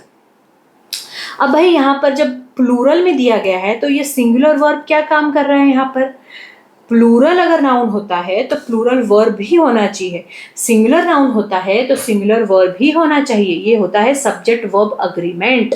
क्या है ये, सब्जेक्ट वर्ब अग्रीमेंट। तो यहाँ पर क्या होएगा, the unintentional mistakes made by the clerical staff. अब भाई हमने मिस्टेक को ही क्यों फोकस किया, क्योंकि यहाँ मिस्टेक के बारे में ही बात किया जा रहा है, ठीक है। अनइंटेंशनल मिस्टेक किसने किया है, क्लरिकल स्टाफ ने किया गया, और उसको ही ओवरलुक, किसको ओवरलुक, मिस्टेक को ओवरलुक किया गया है, किसके द्वारा किया गया है, ऑफिसर के द्वारा किया गया है। इसलिए भाई ये सिंगुलर नहीं आएगा, ये प्लूरल आएगा, तो यहाँ पे क्या आएगा आपका, were. The unintentional mistakes made by the clerical staff were overlooked by the officer, ठीक है। तो एरर आपका कहाँ पर है, एरर आपका पार्ट सी में है, ठीक है। चलिए, The opening batsman was famous for the imperial strokes. क्या लिखा गया यहाँ पे, स्टोक्स। भाई इससे ये तो भाई यहाँ पर अगर आपने आंसर नहीं ढूंढा तो भाई तो आपका मैच देख के तो कोई फायदा ही नहीं है, फिर भाई मैच के फैन होने का कोई फायदा ही नहीं है फिर, ठीक है। The opening batsman was famous, भाई ओपनिंग बैट्समैन है, यहाँ पर मैच के बारे में बात किया गया, भाई आपको एक एक डिटेल पता होनी चाहिए मैच के बारे में। The opening batsman was famous for the imperial strokes. He played on the cricket field. Error आप देखते से पहचान जाएंगे भाई, अगर आप मैच के भाई क्रिकेट के फैन है तो देखिए आप, स्टोक्स क्या लिखा गया यहाँ पे, स्टोक्स, और मैच में क्या बोला जाता है, स्ट्रोक्स। मैच में क्या बोला जाता है, स्ट्रोक्स बोला जाता है ना। ये स्टोक्स का मतलब क्या है,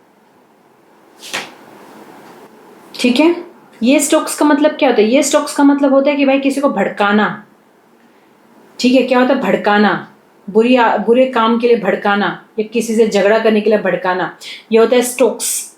लेकिन भाई यहाँ पे मैच के बारे में बात की गई, क्रिकेट के बारे में बात की गई है, तो क्रिकेट के बारे में बात की गई तो यहाँ स्टोक्स का जो मतलब है, ये यहाँ पे स्पेलिंग ही गलत है, क्योंकि मैच क्रिकेट में हम क्या करते हैं, स्ट्रोक्स मारते हैं, हम क्या मारते हैं, स्ट्रोक्स, ठीक है। तो भाई अगर आप समझते हैं अच्छे डिटेल, अगर आप इंफॉर्मेशन रखते हैं क्रिकेट के बारे में, तो आप यहाँ पे आंसर बराबर आप तुरंत पकड़ लेंगे आप। इंपेरियल का मतलब क्या होता है भाई, ग्रैंड स्ट्रोक्स, बड़े अच्छे से खेला उसने, मतलब खटक खटक मार रहा है वो, सिंपल है, 6 पे 6, 4 पे 4 मार रहा है, ठीक है, तो होते स्ट्रोक्स। चलिए, each student was meant to receive an equal share of the scholarship, ठीक है। Each student was meant to receive, अब यहाँ पे हर एक चीज देखना है, जब वर्ड ईच आता है वो सिंगुलर होता है, ईच, एवरी, एवरीबडी, नोबडी, ये सब क्या होती है, ये सिंगुलर होते हैं, ये सिंगुलर होते हैं तो वर्ब भी सिंगुलर होना चाहिए। तो भाई यहाँ पे से यूज किया है, each student was meant to receive, ठीक है, ईच के साथ वॉज यूज किया, ये सही प्लेसमेंट दिया गया। An equal share of scholarship but the eventual distribution was found to be iniquitous, ठीक है, iniquitous, ओके। iniquitous का मतलब क्या होता है, अनजस्ट, अनफेयर हुआ है, वहां पर अनफेयर हुआ है। तो भाई हम सेंटेंस पढ़ते हैं तो क्या यहाँ पर सही है, each student was meant to receive an equal share of scholarship. भाई क्या बोला गया था कि भाई जितने भी बच्चे हैं, हर एक बच्चे का हकदार है इक्वल शेयर ऑफ स्कॉलरशिप पाने का। लेकिन द इवेंचुअल डिस्ट्रीब्यूशन, भाई जब डिस्ट्रीब्यूशन हुआ क्या पाया गया कि वॉज फाउंड टू बी इनक्यूटस, क्या पाया गया कि भाई वहां पे इनजस्टिस हुआ है, वहां पे अनफेयर हुआ है। तो भाई यहाँ से लेकर यहाँ तक कोई एरर नहीं है वहाँ पर। इनक्यूटस भी यहाँ पर अच्छे से यूज़ किया गया जो कि अनफेयर है, और सेंटेंस भी हमारा उसी दिशा में हमें लेके जा रहा है। ठीक है, कि भाई डील हुई थी, प्रॉमिस हुआ था कि भाई स्कॉलरशिप इक्वली डिवाइड होना चाहिए, लेकिन भाई जब डिवीजन जब डिस्ट्रीब्यूशन हुआ तो क्या पाया गया कि भाई वहाँ पे अनजस्टिस हुआ है, वहाँ पे अनफेयर हुआ है वहाँ पर। ठीक है, चलिए नेक्स्ट। तो यहाँ पर कोई भी एरर नहीं है, तो आपका सही आंसर क्या है? No error. बड़ा अच्छा लगता है जब ऐसे मिलता है नो एरर, बहुत अच्छा लगता है। ठीक है, लेकिन ये तभी आएगा जब आप अच्छे से सेंटेंस को समझेंगे, हर रूल को अच्छे से करेंगे। चलिए, no one turned up to claim the stored away piece of baggage. Okay, अब ये क्या है? स्टोर्ड, ये स्टोर नहीं है, स्टोर्ड है। लास्ट में क्या आ रहा है? D. No one turned up मतलब भाई कोई भी आया नहीं। किस लिए नहीं आया? To claim the stored away piece of baggage. भाई क्लेम करने के लिए मतलब कि अपना हक बताने के लिए कि भाई ये जो बैगेज है, ये जो लगेज है वो मेरा है, कोई भी नहीं आया। To claim the stored away piece of baggage which was discovered on the luggage compartment of the bus. Luggage compartment of the bus, भाई बैगेज कहाँ मिला था? पीस ऑफ बैगेज कहाँ मिला? लगेज कंपार्टमेंट में। अब चलिए अब अच्छे से पढ़ते हैं। No one turned up to claim the stored away piece of baggage. What do you mean by stored? Stored का मतलब क्या होता है? To put something in a place where it can be kept safely. भाई हम जब कहीं हम जाते हैं, हम हमारी किसी जर्नी पे जाते हैं और हमारी ट्रेन लेट है, तो हम क्या करते हैं? हम स्टेशन पे ही भाई देख कंपार्टमेंट, लगेज कंपार्टमेंट होता है, क्लॉक हाउस बोलते हैं ना, शायद क्लॉक रूम बोलते हैं, क्लॉक रूम। तो वहाँ पे क्लॉक रूम में हम क्या करते हैं? हम हमारा जो लगेज है, हमारा जो बैगेज है वहाँ पे रख देते हैं और लॉक वॉक लगा देते हैं। क्या करते हैं हम हमारे सामान को हमारे से दूर हम एक जगह पे रख देते हैं ताकि वो सेफ रहे। तो ये है stored. So no one turned up to claim the stored away piece of luggage. To claim the stored away piece of luggage, ये सही है, यहाँ तक तो सही है। Which was discovered on the luggage compartment of the bus. On the luggage compartment. अब यहाँ पे भाई कंपार्टमेंट की बात की गई है। कंपार्टमेंट मतलब क्या? एक भाई ऑफिस रूम के बारे में बात की गई है। तो ऑन द लगेज कंपार्टमेंट, क्या ये सही है? सही प्रेपोजिशन क्या होगा? In the luggage compartment of the बस। ठीक है भाई, एनक्लोज्ड। इन का मैंने क्या बोला था? इन जो है एनक्लोज्ड एरिया के लिए यूज होता है। ठीक है, इन क्या होता है? एनक्लोज्ड एरिया के लिए। ऑन किस लिए? एक सरफेस के लिए। लेकिन भाई यहाँ पे हम लगेज कंपार्टमेंट मतलब एक रूम होता है ना, बेसिकली एक रूम होता है, एक एनक्लोज्ड एरिया होता है वहाँ पर, तो इसलिए वहाँ पे इन का इस्तेमाल होना चाहिए। तो यहाँ पे प्रेपोजिशन का एरर है, तो हमने उसको सही किया है, ऑन से इन किया है हमने। ठीक है, चलिए देखो बहुत सारी चीज़ें होती हैं इसमें। जो है पार्ट्स ऑफ स्पीच जो है वो बहुत ही इंपॉर्टेंट रोल प्ले करता है। ठीक है, क्योंकि भाई पार्ट्स ऑफ स्पीच, भाई 8 पार्ट्स ऑफ स्पीच है, उसके भाई बहुत सारे रूल्स होते हैं, सब्जेक्ट वर्ब अग्रीमेंट होते हैं। ठीक है, कौन सा सब्जेक्ट कहाँ यूज़ करना है, कौन सा वर्ब कौन से सब्जेक्ट के साथ यूज, ये सब डिटेल है वहाँ पर। ठीक है, सारी डिटेल इंफॉर्मेशन मिलती है हमें पार्ट्स ऑफ स्पीच से। अगर भाई वो कर लिया तो भाई आधे से ज़्यादा चीज़ें तो हमने कर ली है। वोकैबुलरी आप कर ही रहे हैं, वो हो ही रहा है, तो काफ़ी चीज़ें हैं। चलिए नेक्स्ट आते हैं। Certain animals have a tendency. अब भाई सब्जेक्ट वर्ब अग्रीमेंट भी हम फॉलो करते हैं। सर्टन एनिमल्स, भाई कुछ एनिमल्स प्लूरल में है। ठीक है, तो भाई वर्ब भी प्लूरल यूज किया गया, सही है। Certain animals have a tendency to communicate only with its own species and none other. To communicate only with, ये भी सही है। ध्यान से देखिए, certain animals have a tendency, animals plural है, verb भी plural है, ये सही है, A पार्ट में कोई दिक्कत नहीं है। To communicate only with, B part में भी कोई दिक्कत नहीं दिख रही मुझे। ठीक है, दिक्कत मुझे कहाँ दिख रही है? C पार्ट में। क्या दिक्कत दिख रही है? its own species and none other. यहां पर जब प्लूरल यूज किया गया है, प्लूरल नाउन और प्लूरल वर्ब यूज किया गया है, तो यहां पर ये इट का इस्तेमाल क्यों किया गया भाई? क्यों किया गया है भाई? जब प्लूरल होता है, ठीक है, जब प्लूरल होता है तो प्लूरल के लिए हमें क्या यूज करना है? प्लूरल के लिए हमें भाई देयर का यूज करना है। प्लूरल के लिए हम देयर का यूज करते हैं, इट नहीं यूज करते हैं। इट जो है वो सिंगुलर है, इट जो है वो सिंगुलर है। तो ठीक है, इट का इट्स प्लूरल नहीं होता है, इट का जो प्लूरल होता है वो देयर ही होता है। ठीक है, तो ये ध्यान रखिए। तो certain animals have a tendency to communicate only with their own species and none other.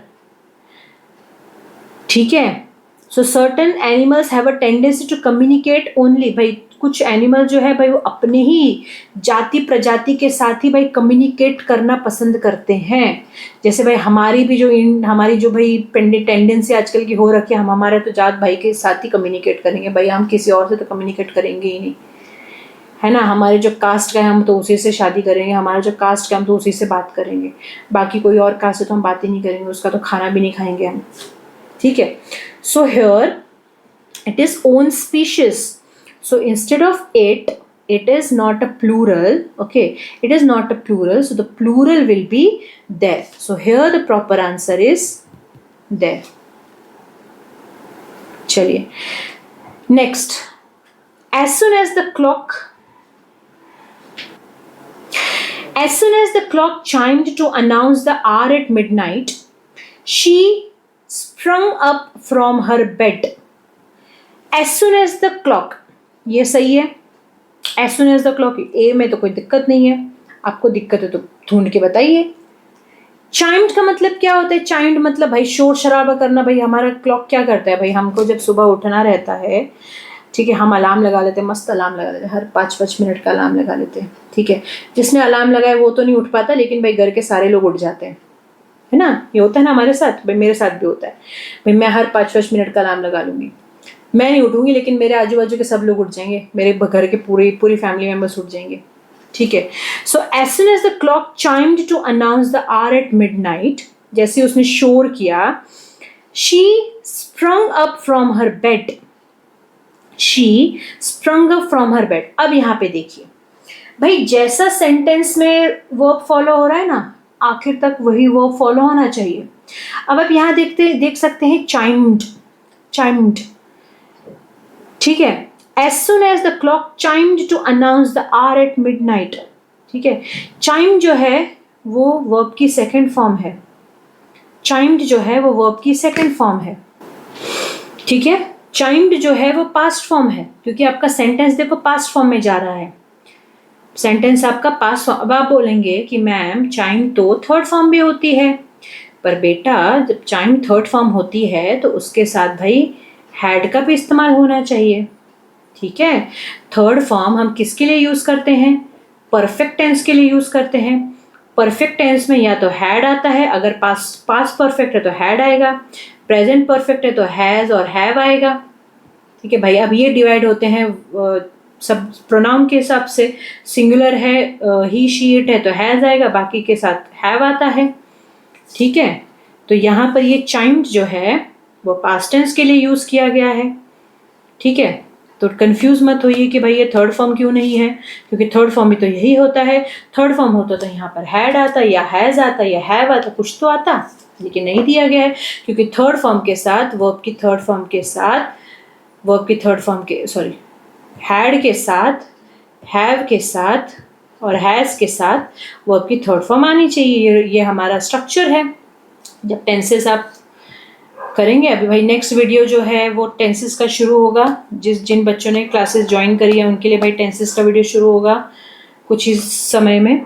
ठीक है, आने वाले दिनों में टेंसेस का वीडियो होगा, तो डिटेल में टेंसेस किए जाएंगे वहाँ पर रूल्स के साथ। ठीक है, चलिए मैं ज़्यादा बात नहीं करूँगी उससे रिगार्डिंग, अभी हम इस पर फोकस करते हैं और इसको जल्दी से जल्दी फिनिश करने की कोशिश करें, बिकॉज वीडियो बहुत ही ज़्यादा लंबा होते जा रहा है। ठीक है। Chimed to announce the hour at midnight, भाई यहाँ पर कोई एरर दिख नहीं रहा है मुझे। अब मुझे एरर कहाँ दिख रहा है? She sprung up from her bed. भाई जब हम यहाँ से पास्ट टेंस में शुरू कर रहे हैं तो यहाँ पर भाई हम थर्ड फॉर्म में क्यों जा रहे हैं? ठीक है, तो जब यहाँ से भाई पास्ट फॉर्म यूज हो रहा है तो भाई आगे भी पास्ट फॉर्म यूज होना चाहिए। तो भाई ये होता है स्प्रिंग अप। स्प्रिंग का पास्ट, ये है वर्ब की फर्स्ट फॉर्म, ये है प्रेजेंट फॉर्म। इसका पास्ट फॉर्म क्या होगा? स्प्रंग होगा। इसका थर्ड फॉर्म क्या होगा? स्प्रैंग होगा। और थर्ड फॉर्म क्या होगा? स्प्रंग होगा। ठीक है, तो स्प्रैंग। तो भाई यहाँ पर जब ये पास्ट टेंस यूज किया गया है तो नीचे भी तो पास्ट टेंस यूज करना चाहिए। ऊपर हम पास्ट फॉर्म यूज करते हैं, हम नीचे थर्ड फॉर्म यूज करते हैं, पास्ट पार्टिसिपल यूज करते हैं हम। ठीक है, तो आपका मिस्टेक कहाँ पर है? आपका एरर कहाँ पर है? आपका एरर जो है वो यहाँ पर है। स्प्रंग नहीं होना चाहिए बिकॉज ये थर्ड फॉर्म है। ठीक है, ये थर्ड फॉर्म है। अगर थर्ड फॉर्म यहाँ पे स्प्रंग अगर ठीक है यूज कर भी लिया स्प्रंग, हैड कहाँ है? हैज कहाँ है? हैव कहाँ है? ठीक है, नहीं है, नहीं दिया है हैज हैव हैड, इसका मतलब ये सेकेंड फॉर्म है। तो स्प्रंग जो है थर्ड सेकेंड फॉर्म नहीं होती है, स्प्रैंग होती है। स्प्रैंग होती है थर्ड फॉर्म। ठीक है, स्प्रैंग होती है। चलिए, स्प्रैंग का मतलब क्या होता है? मतलब खुशी से कूदना। क्या होता है? कूदना, जंप करना। Okay, to jump. Next, there are people who are likely to fraternize with their own community yet none other. Sentence क्या बोल रहा है? there are people who are likely, there are people, ठीक है, there है, are people है, people plural है तो भाई वर्ब भी प्लूरल यूज किया गया। ठीक है, there are people who are likely, ये सही है। to fraternize with their, fraternize का मतलब क्या होता है? फ्रेंडशिप। ठीक है, क्या होता है? Friendship. To fraternize with there, ठीक है, ये भी सही है। देयर बराबर देयर यूज किया गया। अब भाई देयर कंफ्यूज मत होइए, बहुत से बच्चे कंफ्यूज होते हैं। ये देयर का मतलब होता है डायरेक्शन बताना, डायरेक्शन। और ये देयर का मतलब क्या होता है? ओनरशिप। ठीक है, ओनरशिप, ध्यान रखिए, कंफ्यूज मत होइए। ये देन का मतलब क्या होता है? ये देन का मतलब टाइम बताना होता है। और ये देन का मतलब क्या होता है? जब हम कंपेयर करते हैं। ठीक है, जब हम कंपेयर करते हैं तो भाई हम इसमें बड़े कंफ्यूज है। देयर देयर देन बड़े कंफ्यूज है। तो ये THE जब आता है तो वो टाइम बता रहा है। ठीक है, क्या बता रहा है? टाइम बता रहे हैं। और THAN आ रहा है मतलब हम कंपेयर करते हैं, दो लोगों को कंपेयर करते हैं, दो चीज़ों को कंपेयर करते हैं। ठीक है, चलिए, तो ये दोनों सही है। Own community yet none other. अब यहाँ पे गलत क्या है? There are people who are likely to fraternize with their own community, yet जो है ये गलत है। यहाँ पर येट जो है यहाँ पे गलत है। यहाँ पे क्या होना चाहिए? जब हम कॉन्ट्रास्ट के बारे में बात करते हैं ना, ठीक है, जब हम कॉन्ट्रास्ट के बारे में बात करते हैं तब वहाँ पे येट के बारे में, येट हम यूज़ करते हैं। येट मतलब क्या होता है? ऑपोजिट। जब हम ऑपोजिट सेंटेंस यूज़ करते हैं ना, एक सेंटेंस पॉजिटिव और उसका वो कॉन्ट्रास्ट है, वो उसका ऑपोजिट है, तो हम येट यूज़ करते हैं। लेकिन यहाँ पे येट का इस्तेमाल गलत किया गया। यहाँ पे क्या गया है? There are people who are likely to fraternize with their own community but none other, but none other. ठीक है, तो यहाँ पे प्रॉपर कंजंक्शन क्या है? But.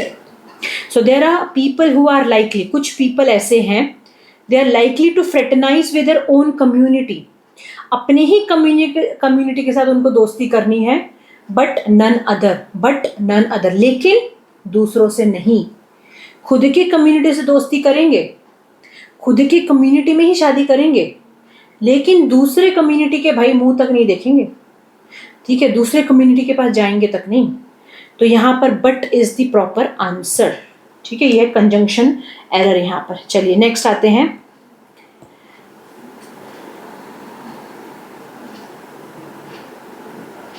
The meme show attracted, अब यहाँ भी ये माइंड नहीं है, ये मीम है, स्पेलिंग है लेकिन मीम है, ये मीम, ये आपने भाई अभी बहुत देखा होगा, बड़े चर्चित है ये तो। The meme show attracted a huge audience despite the high price of tickets, sorry.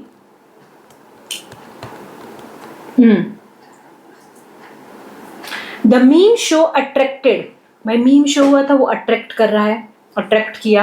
A huge audience, किसको अट्रैक्ट किया? A huge audience despite the high price of tickets, भाई भले ही हाई प्राइस थे लेकिन जो मीम शो था वो बहुत ही भाई बड़े से बड़े भाई जनता को, भाई बहुत ही ह्यूज क्राउड को जो है, ह्यूज ऑडियंस को जो अट्रैक्ट किया है, भले ही उसके प्राइसेस हाई थे। यहाँ तक कोई गलत नहीं है, यहाँ तक सब कुछ सही है, ठीक है। Which defied the purpose of the public event, which defied the purpose of public event, ठीक है। अब डिफाइड का मतलब क्या होता है? डिफाइड जो है वो पास्ट फॉर्म है, किसका पार्ट फॉर्म है? डिफाइड एंड डिफाइड, ये सेकेंड फॉर्म है और थर्ड फॉर्म है उसका डिफाइड, ठीक है भाई, ये दोनों सेम है, लेकिन डिफरेंस क्या है? ये पास्ट के लिए यूज होता है और ये थर्ड फॉर्म है, ठीक है। चलिए,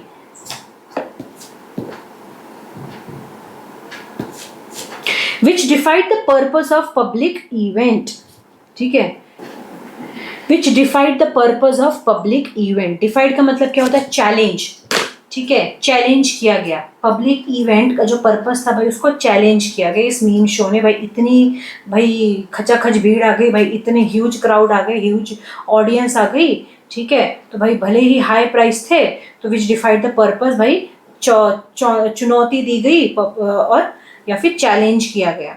तो यहाँ पर भाई कोई भी एरर नहीं है, कोई भी एरर, सब अच्छे से प्लेस किया गया है, सब कुछ अच्छे से किया गया है, तो आपका जो आंसर है वो है no error. He was unable to recall, he was unable to recall where he had hanged his shirt after returning home from office. He was unable to recall, ये सही है, ठीक है। After returning home from office, ये भी सही है। अब एरर जो है यहाँ पर है भाई, अगर आपको रूल्स पता होंगे तो आप तुरंत पकड़ लेंगे। Where he had hanged his shirt, भाई हैंग्ड जो है वो कोई भी पास्ट फॉर्म नहीं होता है, हैंग होता है, हंग होता है और हंग होता है, ठीक है। हैंग्ड जो है नहीं होता है, हंग होता है, हंग हंग, ठीक है। अब यहाँ पे देखो हैड है, इसका मतलब वर्ब की थर्ड फॉर्म आनी चाहिए, इसका मतलब कि थर्ड फॉर्म आनी चाहिए। ये पास्ट फॉर्म है, मतलब वर्ब की सेकेंड फॉर्म है, यानी कि पास्ट टेंस के लिए यूज होता है, सिंपल पास्ट टेंस के लिए। ये हैंग है, यानी कि ये प्रेजेंट टेंस के लिए यूज होता है।